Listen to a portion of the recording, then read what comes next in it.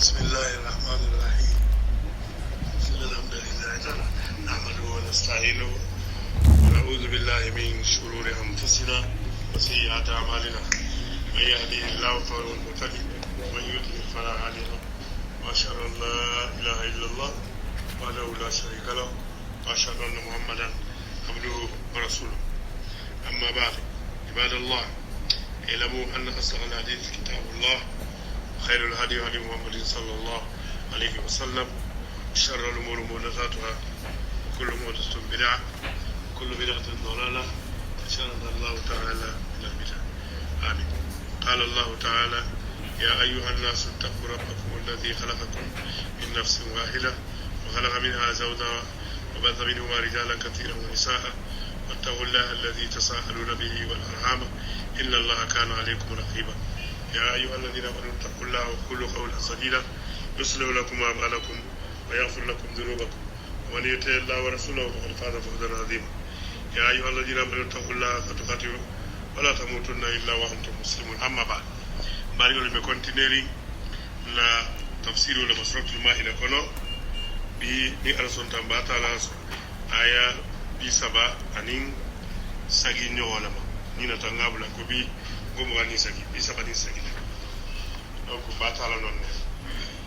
ala ga fo jammen ko wasariqu wasariqa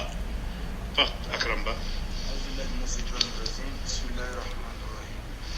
والسارق والسارقة فاقطعوا أيديهما جزاء بما كسبا نكالا من الله والله عزيز حكيم. voilà ala ko wa o bayi talale ko abatana ki to dol ki abe atfula wulula aga obe nimbe ki to lul tema ni holo mo sende mai la nabile sonna parce nyana la ki to menti nyana la sunyaro ki to net sunyaro sigolo gasia ni ayo be ko la sunyari sigi kilinema wala atla nabi dar so kono fumna sunyaro lu a nono lu be falien wala bulu me kuntu kilingama munni musse e musu nyaruti bulu se kuntu memma wo ko falien ayo be ko la memma ala fu ko wasariqu wasariqa aya folele ya katrambata sunyaro kito dulu fono ibole mako haddu alharaba إنما جزاء الذين يحاربون الله ورسوله ويسعون في الأرض فسادا أن يقتلوا أو يصلبوا أو تقطع أيديهم وأرجلهم من خلاف أو ينفوا من الأرض. donc wolu sunyaro benon bar wona ta kito bidanna algo bidanna algo jele na darso men tambita ni gaje mena la dole be definition to kuma la diante ni ga sunyaru ni itilma fulta ta'zir le moti bon alako yaqulu Allah ta'ala hakiman wa amiran ala abafala mansa kallanke abe kito tegela abe ya marifanankela bi qatiyati sariq sumu bulukuntola wasariqa anin sumusu bulukuntula sumkeni sumusu munna ala ko jang asariqu wasariqa munna ko sumkeni sumusu ma nariga jeneyama azaniyatu wazaniya awodam ta sumusu jeni kela musu anata kelma be galo na korosola sunyaro gasia kela bulla kodi bon mais ni tata jeno farna sara o fanan klebe musola bu kebe raja gadalo musola na amadi nyato voilà donc wala atula aga sunyaru fono kema ba wala mo wala activity a jeno fanan fono musuma wala fanan mo la activity activity ni musuma son dien tekela badan ni ke fanan manson aluta pour commissariat police la sunyaro ado wanse muso ben je membe mutari muso ben be sam ta sunyaro to sasa be associer ne isi kalamante ya dulu doate bulu bare action direct famba mu kireti bula ala ga folo kil tama aku wasariqu sunkiru wasariqa anin sumusul faqta'u aydiyahuma alqi ibulu fulu kuntu ibulu kilin namude aydiyahuma wolu bulu kuntu wulu ni mo nyaro ke abulu bala be kuntu la abe kuntu la minto ni tondi bulu kango ande kuntu la non konto katole eko dole ga fo nyame ande kuntu la kala da fede miri fahuma katfuma eko mutazila ga fo nyame no tamango karamo dun fa ta bulu kono niyo sito be mo wala ngi ta fengale wala ngi ta ko bulu be fe ta bulu kono ni ki nyafato ko bulu kono ni rabu ngadel be tulna la kito la voilà donc auto même muto nyati ha bulu kango ha kuntu hanno ala mun islama akoko bima kasaba jaza bima wake masunditi saraliti fenna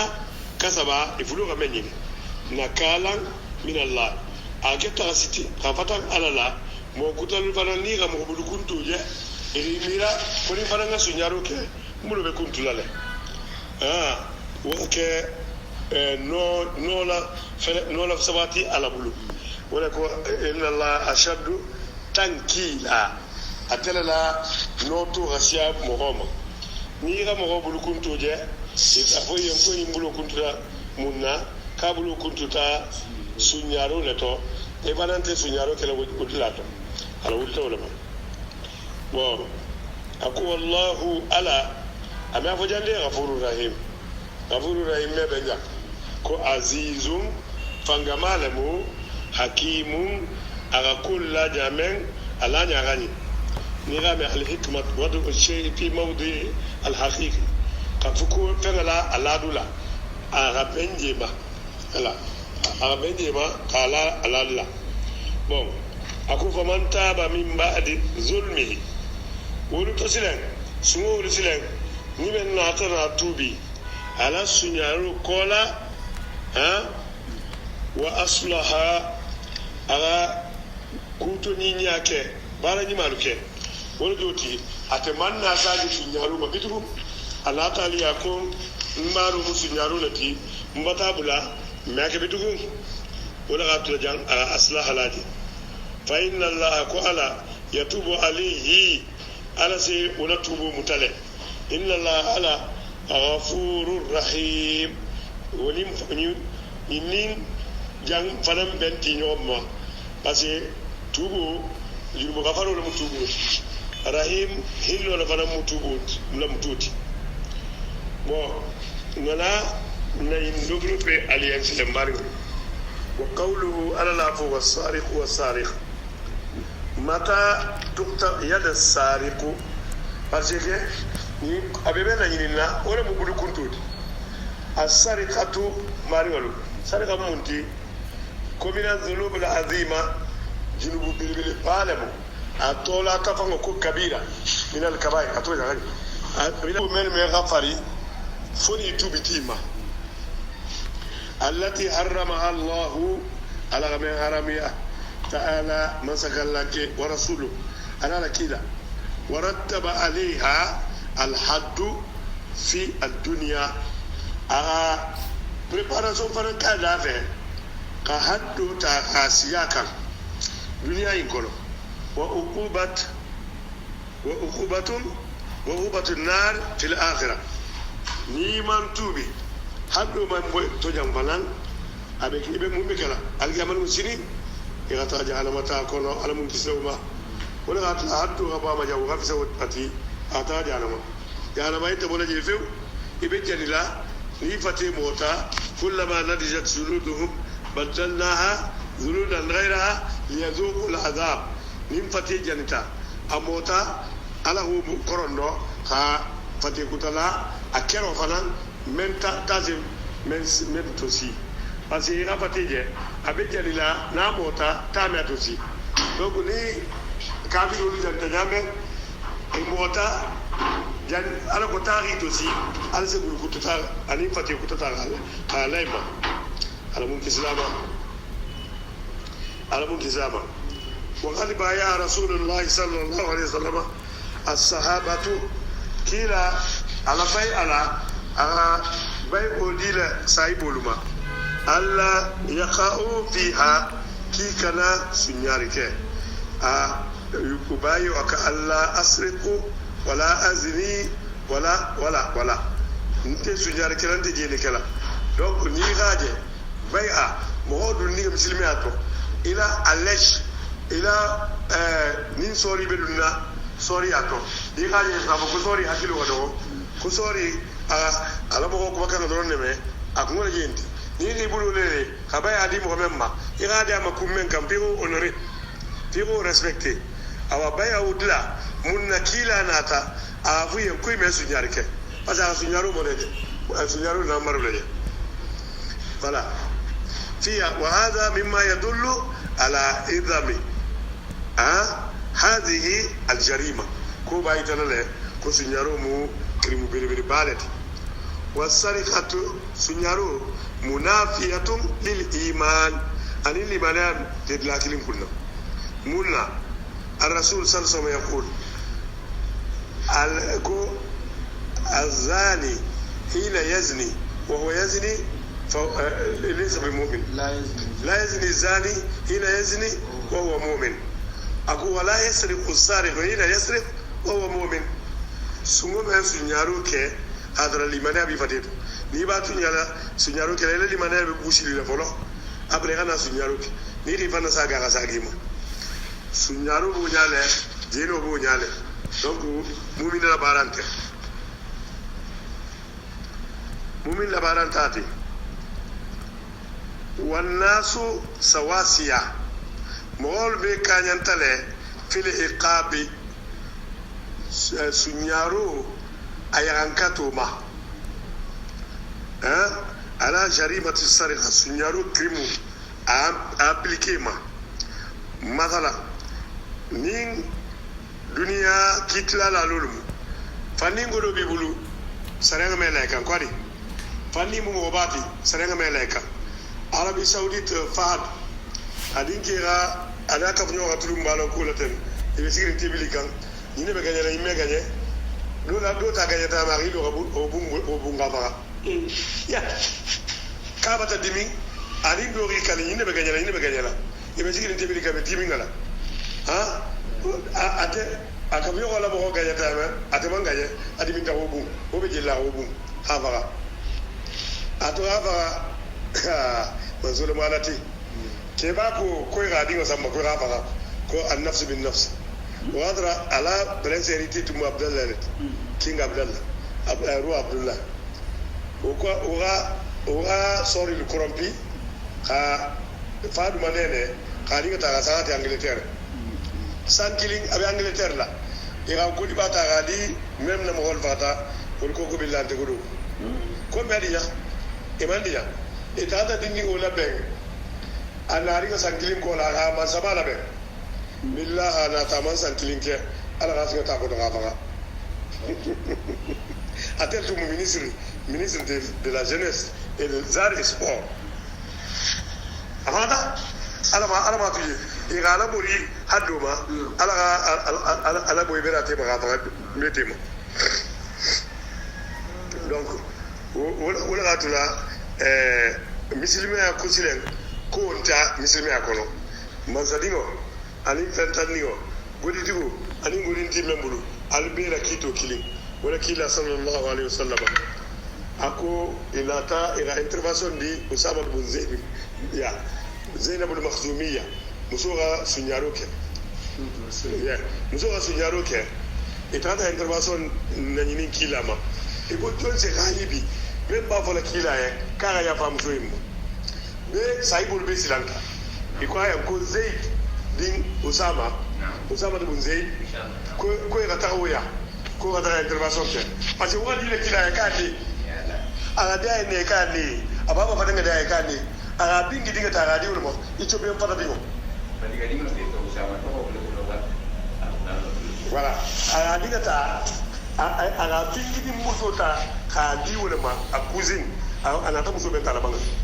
arabo ko ka te be gere ga sigifata bin ko kaba kila ko sallallahu alaihi wasallam ko ni man son nsi haram ya ila fa bibi haram ya ndira men ko mo holiye ko dum hol be kili indo bolama muso ko son da futo keta par ni futo keta a sariyan kan ya woja ba ni ndiya nyoti ya bebe o futo ma de men ata de men ya kila ka ke bayani yawo ya mambe ke ko kila ko nginga de ke ya londe memme be bebe a muso le sai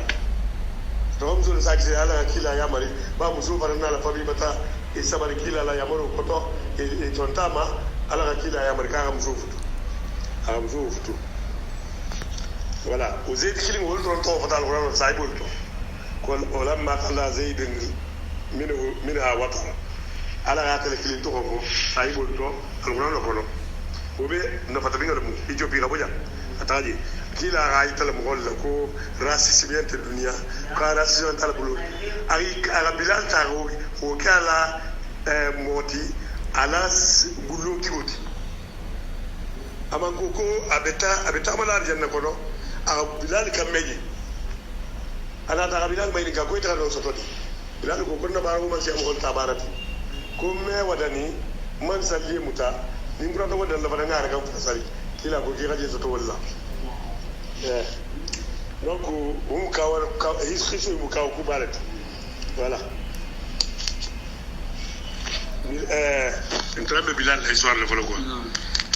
al kai ta ko kila a même ba da to wala ba la baro to entrambe ngafenge zaid la histoire le fo khafo ko rasisiwente dino ko kila sallallahu alaihi wasallam a bari musuta ka ngenne zaid yam fatafino fadego fanan to ko jongo ka hore alino muso fi ifanna wala ya nyame agogo no agogo ni manso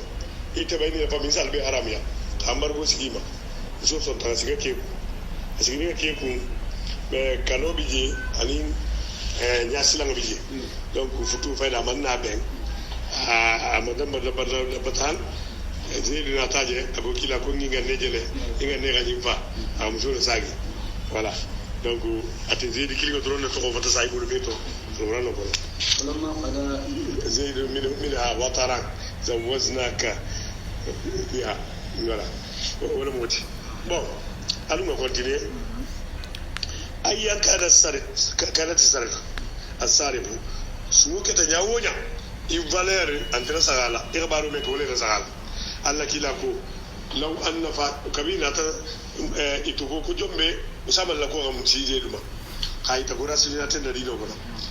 ay ko alla ki musulu ga sunyaro ke kabila nyima bato ina tana fo ko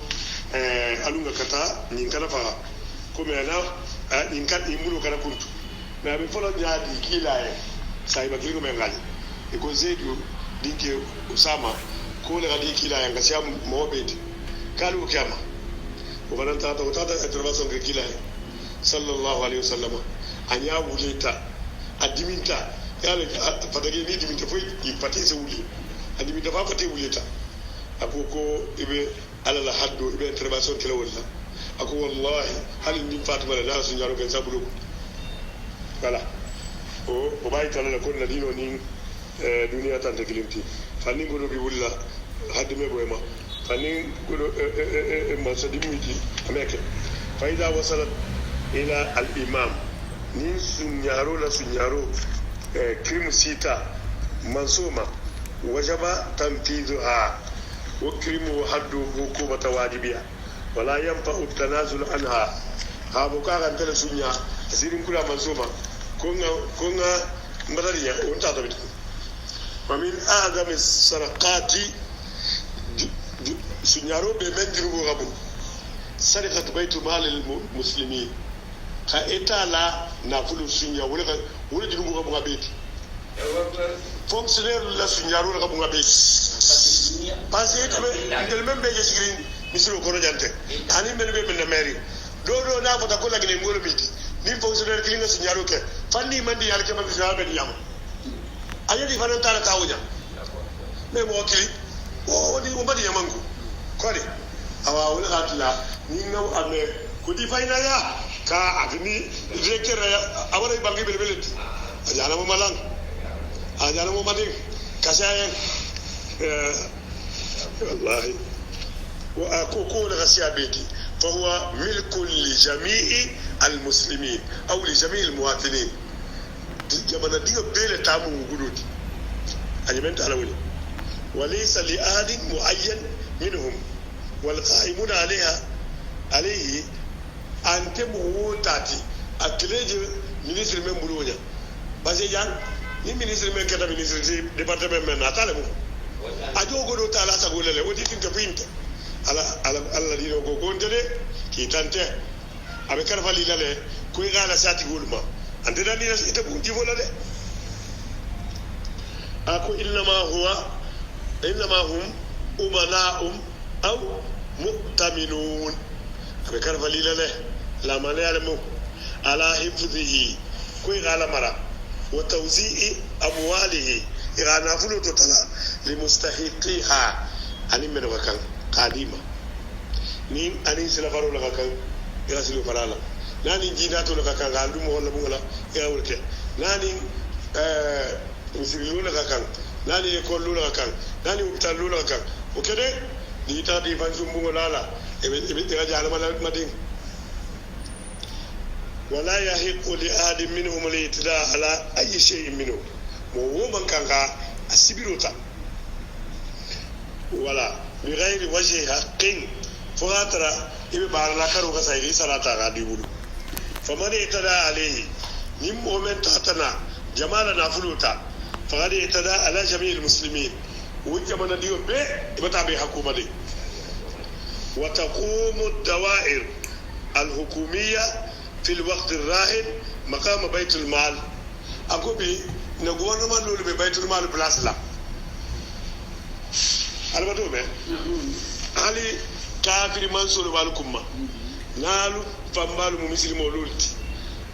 الله نافلو تاكس بلا متلا لا قادال ما حالا بنك لا حالا تبت مسلمتي بري أوتك بيت المال بس أقول مسلم ولولكم فلا يجوز استخدام مخصصات الدوائر الحكومية لمصلحة الشخصية إذا من كان قاكلا personality bon ماريو الفاظ ذات الصلة بلفظ السرقة نافلا ليه نكو نيغا جالكو واس إترمان لنتا أنا كو والسارق والسارقة منا غدام تواما أجافو ليه نويا كنترم بتا سنيارو كيتو لولو فو mbena ala sunyaro mem bega mem malo wala kito fala ibe dari la mula do kana kana bi la mula ka fe sunyay malo kata o dorre mu sunyaro ti xam wala be tilu ka fe nga fa bu sunyarin ti ha sute sunyarin te ngam kito ala ba wala kilo te sunyar bon na sunyaro lu defini alifini afolo as-sariqa sunyaro akhzu mumtalakat شخص آخر دون إذن الشخص أو موافقته بقصد إرمانه من ملكه والانتفاع بغرض التمليك كوي غتغا مغوترا أيلين تاما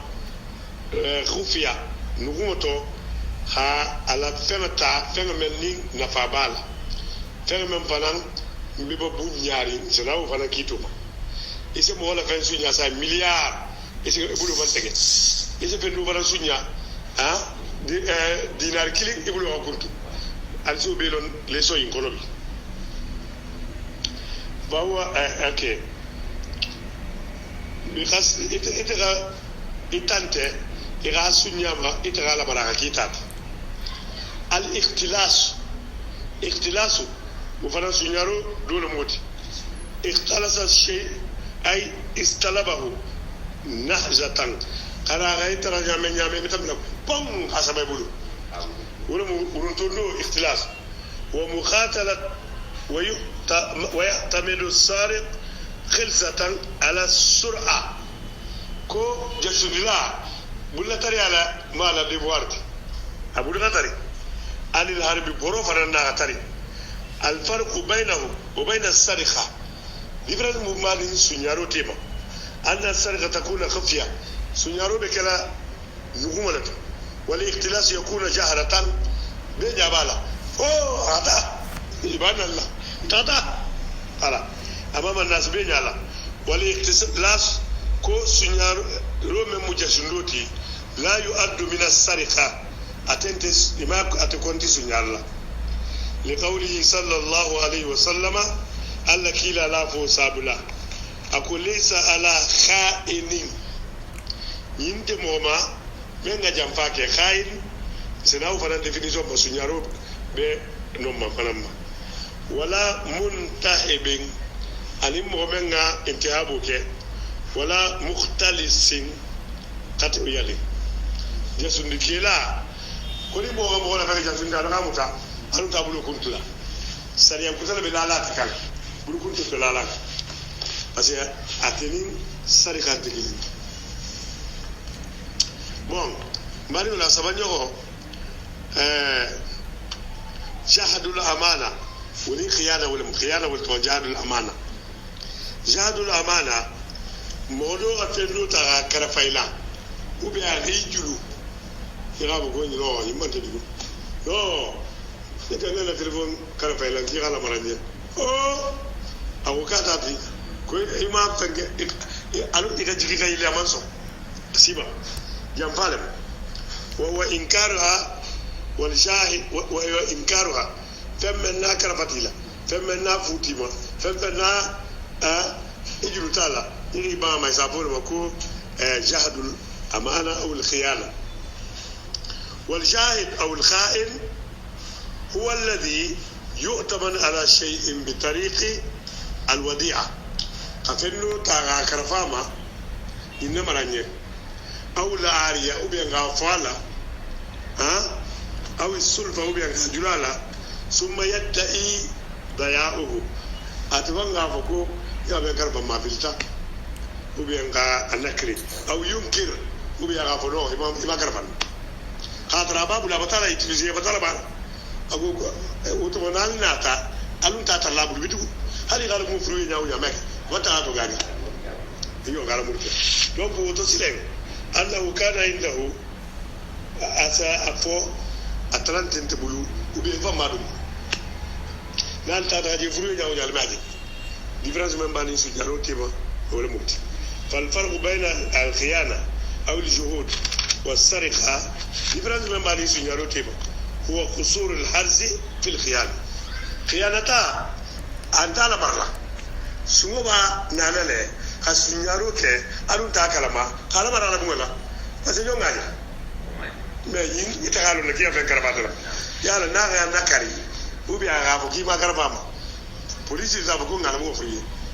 أولا غاتلاته أتتيكو مالا برا أبيتالي بلوبولا لله بلا الحرابة حرابا ولا دي سندي انما جزاء الذين وانتبهوا كرو هي الاستيلاء على الشيء كاتا فم منتي تاتي كيلو لا تو مول بدل كيلو تمو بوي بولا ولا جوتيغا اكيدنابي خاف اتا كوي طالب ما تعذر الغوث و اني سنيارو فرنت كلينتيكو اني نغفندو فرنت كلينتي masate ate ibani ku siaman ne bulale kana mo hol masilan khata silu kuntu mo hol nya ham mo fa fa metalat suma na mo fa Allah suma me me na mo fa Allah wol mus so gasilo wala o banan ikudi ni ngade bani na daga ta dro kata ante pu ikadila bo yindu itirse mo fa ese mo hol masilan ese ku siaman ke haraba wala gatla alghitilla haddu la gola ya tambi sunyaro tat wa tusamma tariq kisa fa ya kusil punto aw as-sariqatu al-kubra ou bien sunyar bil ba wal farq bayna al-haraba was-sariqa difference membe haraba ni sunyaro tema anna al-haraba kusin suteya hiya al-khuruj wala gabo li akhzi malin nafulu takama aw qatlin ou bien fawma aw ir'abin ou bien mobasilam imbe batato mukabaratan fanto bunyala parce que mo menke fo merbi armering sembo bila jalada bila wa ihtimal ala alquwa ibataje ibi jendi sembo fanana ise da sai al grupu ani del grupu bari sembo ba sembo ti isalni ndi galam tan boyin kallo kharij hadd alghaus amma as-sariqa sunyarodo fa ya'khudhu al-mal khufiya ibebe bizul zatalama ma bena mejiri ko sunyaro muna alama wala fa taymal wala araba قد لا يأخذ الخارج لها المال هو من ولا سوتي على تمر بقى ما يقول تاو أما السرقة فلا بد من أخذ المال فيها ودي برانس برام بيتي ما سمو فنا بس نيارو تاما فانا كسمو أنا ما بنتا بدي مو ولا سيلو تكتام ولا بسيلا زمان ما كون سوتي كوني سيلا كنتلا الغصب وفناني اختلاط غمونها بركلين تيب الغصب هو أخذ حق الغير عدوانا خطاب هو لا بريكي تاساي خطاب وياك يقول يتاساي ني مو بنانيري على تيرا ما خطاب وياك غاتا بقول بكو الغصب يغتا الى ناني غيبا كنا حدو تاتا وين كانوا ما فنان ويتحقق بأن يكون مجاهرة أمام الناس كانت فرنسا وكلام هو نيالا أما السرقة فلا تكون إلا خفية سونيارو فلان أني وتيما ولا بيتيما النبش وانت تلي أجا غتا مغول كلا فريل بادي يتلي غتا ولا كسانجي كتو غتا هو فرابا إيه بري أبيا لا إله إلا الله أركنا مولا فقار ياسين هو بيانا بوليان حتى فريلا كسانكي حتى أبي فراب قاوري نبش هاي تو نبش نايا كم من سكة بيساو نيا فريل بيساو زفرو بادي لاني فين أقول لك أنا مقول استوى أقول لك ولا كولا غاتا no ni mumenti ni mu musulmé la badero yimeti simply bari kasanke men baba oja esta wala fara hajo bolo dole wala se tale ala ko gala wali isala wali karamo yala isagile wa istikhraj shay min batn al ard tafekala bodu ko kono wan nabasu huwa man ya'khudhu akfal al mauta من سفر الله كسان جلوتا من قبورهم يقبروا كنو بعد دفنه إلى مراكولا إيه بعد كفر مال موت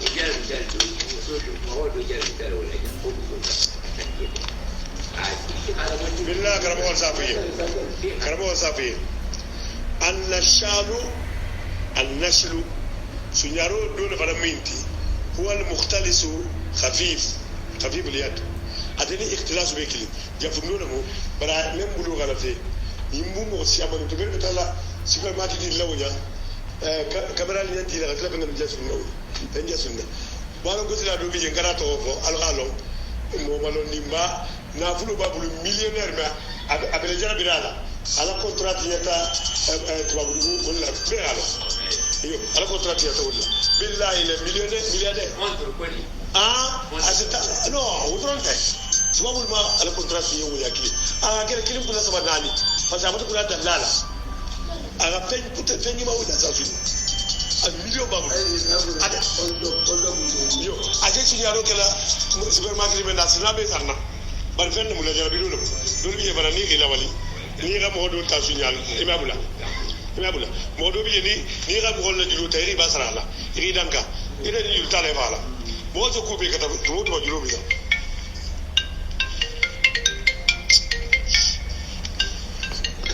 mo zo fen fen ke jilu bi la ube atbe jilu ta dun tala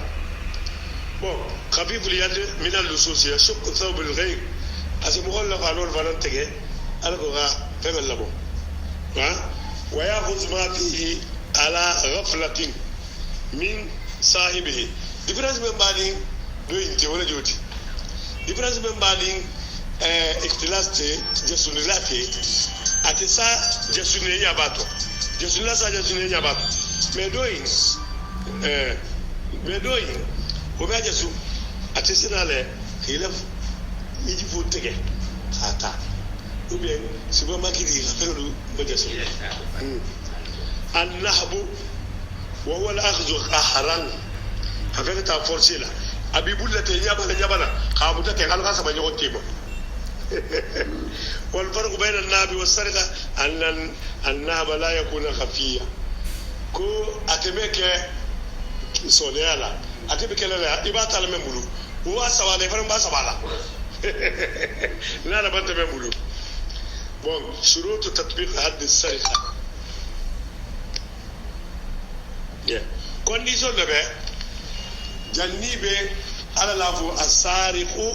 was-sariqa fakta wayde mo sumkeni sumusu ali bulu kuntu jannibe be ko la jenal ko condition lu fara madan fo ta ngado fu yala ngo hikma be jam as-sariqu was-sariqa sariqu kelen doti az-zaniyatu waz-zaniya zaniya musulan punala ga folo do muso adu in folo kema parce que kele la sunyaro gasia muso le fanan jene ya ko bolo ni muso man so jene ya beke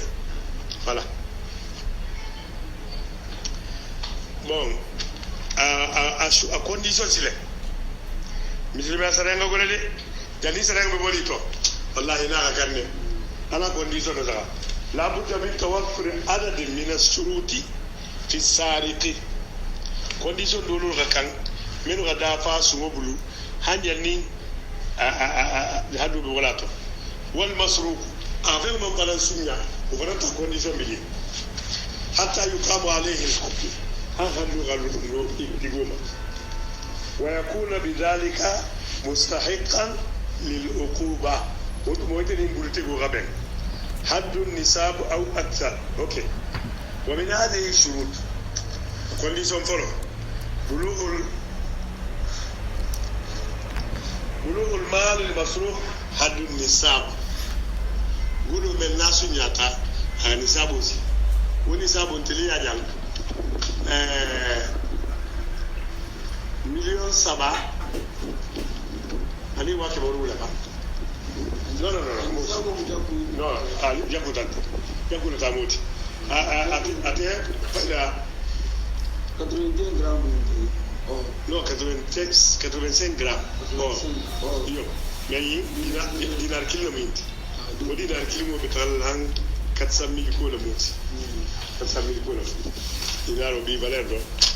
bon au akthar hadu okay ko fara nisabu hadusi wala joti nzirawo fo hadu men annahu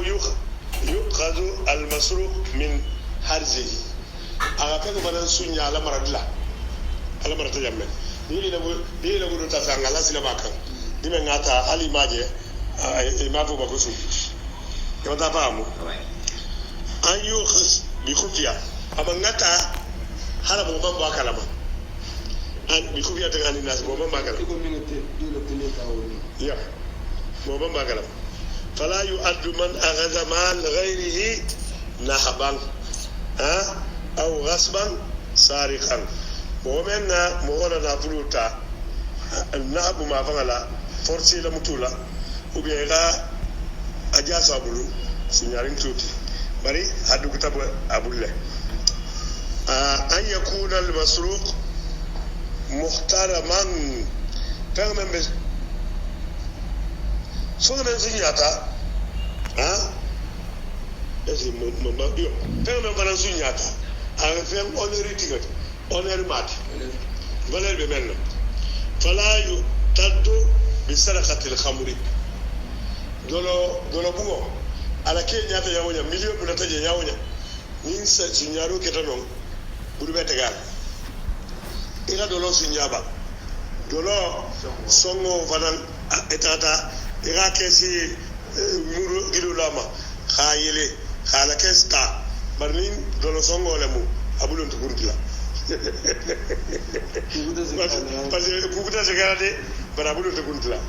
awul asnami ubi ya do traza ala baro mu jalan leso boronnet a jalan mo mel leso nya mo hol bi taro sar na ta o ke la alat wana murbe kuntu bana sunyala aw alati lawi ubi instrument gitaru ani ila dum mai bongo yinu tulunda ngolu ko bambido le bela jambi ala bongo complet million ne o sunya e bulo me kuntu nagadi okay aw alat allah al muharrama voilà al condition do le baraye alla yasriqu as-sariq mimma yamlikuhu ibnu lim faga diga la fanga sunya abulu be ko faga diga la godo sunya bulu ko tintoji aw ahada min furu'i ou bien a fama diga ou bien fen na bota adingo bon sop hala diga mom adiga mom diga abadan o bana nyanya ta nyawonya na kem bota tele to abulu be kuntu la yasbiqu bima yamliku waliduhu aw ahli usulihi okay Allah yasir nimbo fana tata baba fana ta sunya o be ri baba diga do na fen sunya ibulu be kuntu yala ayakuna sariq balighan mo men fana na sunya roke aga baligu ya ime di linga bulu kuntu hala na tem bele baba ler ma sunya abulu be kuntu finition do be lalaka akilan akana ka kongoti mebe tamila te silo kante juro bulumo no asunyaro ka bulu me kuntu qasidan as-sariqa agadu wanan asunyaro ala ulama le ay yakuna sariq mukhtaran ghayra mukrih ni ça c'est très important ni ne siatu abdu han ira modo mutasai ira modo mutasai bisunyaro la no do mutasai ga gidu la kuni man tra sunyaro ken siba ira taati han dila bilingala ira bula abe ila control kono do ga sunyaro kan to bara bulu kuntu ya mon fasiyo an yakuna ghayra muttar lisarqa bi sabab al-shu'i do bara sai tra sai malu galbulu kon ko bata muta habe halagila ala malu sunyaro tabiru ka dumuru algo tabiru ka dumuru ko bara bulu me kuntu ولا بد في ذلك من بينة فرفعنا ذلك إنه تكون قبال أن يكون غير مؤتمن على المال المصروف أكلك بوتي نقولوا فننكر فتبهم نين نقولوا كرفتهم قبال غاسونيا وبتبو سينيا لا وبتترى خيانة ما اختلاس ما خيانة وفنقولوا بكنتو ألا يكون المصروف شريكا للسارق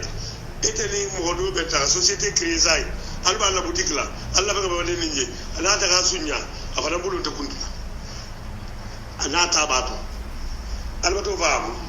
idil do benta ala boutique la ba tebu suta nata auto ta ga sabi babu da na ga be samba agusu ko la ga sunya lalu ga lo ga tele mu alga afenga halu tama kudul belala kama abulu to kuntu an tasbutu as-sariqa bi shahadat adlaini ni ngabula de ko sunyaro sede ya ga soto mo fulaga isede ya bama wo be do ken aw bi iqrar as-sariq ou bi sumola gilu ala kunta lagat iqrara mufassalan be expliquer na tete na gakete bada ittihamihi bi sariqa ala tuma kola ala sunyaro la ma kauni balighan aqila falambe fa ke baligoti akilma أن تصل الجريمة إلى السلطان قال كريم فلان أزي منصوبة لا منزي منصوب مناتو بتامك أو من يوكله بمنصوب من لولا بلاسلا أن يكون المسروق منه برفع دعوى على السارق مغول فلان بلانت لا كونترو نص القرآن والسنة والإجماع القرآن ونين سنة ونين إجماع ولبي بنتاتو أن السارق قسمه تقطع يده أبلو سكنت اليمنى بلوبا نصاب السرقة ما أبلو بكنت لا أجل سنيا هابلو كنت أبدا سنيا لا هابلو كنت الذي يكون حد الخطر هو دينار ذهب دينار ولا دينار كيلو دينارو ومغري بالتي لي بيغاسيا واكمناني كنت مليون وقت نزلا سابره بيغاسيا parce que بدليل أن درهم تعالى أشرب درائم أن درهمو تان بيبلي وما ما يدوب فلوت ما يجيدوب فلوت ما ولم يقول بالتي بي أبدا بنتادا سانو مم بين دينار كيلو أدورو بتالا ولا parce que muso se futu dinar nalla muso la sala wo dinar nalla tu donc ni o keda o tiralo wodi tin to ala go ade atitu mo tentaran dinaro mohol num ila karki ngo balo so taraw voilà wodi ninte zaba min fitta voilà donc mala linte da la ba la leer fa mata si darso tu naman nas adoya ta wala gadi donc matalon ala la fo ko asariqu wasariqa faqtahu aydihuma alu matalon sunyaro condition memba ma hammo wabulo kuntu sunyaro ato fanan bebi je mais ribo jonna gurgundo be men talba to be bon ne da na jannabi insha Allah ni ala dum ko dadi masini zalatu ko tata allahumma idina fi man hadi wa afina bima nafait wa tawallana fi man tawallit wasrif anna sharra ma qadit fa innaka taqdi bil haqq wa la yuqda alayk innahu la yu'izzu man adit wa la yadhillu man walit tabarakta wa ta'ala اللهم ربنا لا تؤاخذنا إن نسينا أخطأ ربنا ولا تحمل علينا إصرا كما عملت على الذين من قبلنا ربنا ولا تحملنا ما لا طاقة لنا به واعف عنا واغفر لنا وارحمنا أنت مولانا فانصرنا على القوم الكافرين سبحان ربك رب العزة عما يصفون والصلاة والسلام على المرسلين والحمد لله رب العالمين.